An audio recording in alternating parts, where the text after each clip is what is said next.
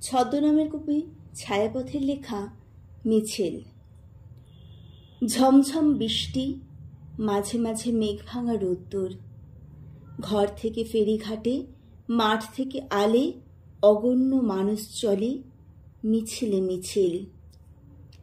কান্ডায় সকালের সূর্য, দুপুরের তাপ। মানুষ মিছিল, মিছিল মানুষ, ঘর থেকে বয়ে আসে মাঠে। উদ্বেল সমুদ্রে, বাতাসে শুকনো ঘাসের গন্ধে মেঘ থম থম। লক্ষ লক্ষ হাত, লক্ষ লক্ষ ঢেউ, কোটি কোটি অদৃশ্য পায়ের অশ্রুত শব্দ, বদ্ধ মুঠির বল। ঝমঝম বৃষ্টি, মাঝে মাঝে মেঘ ভাঙা রোদ্দুর।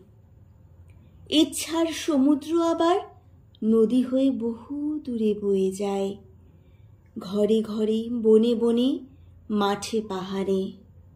নমস্কার।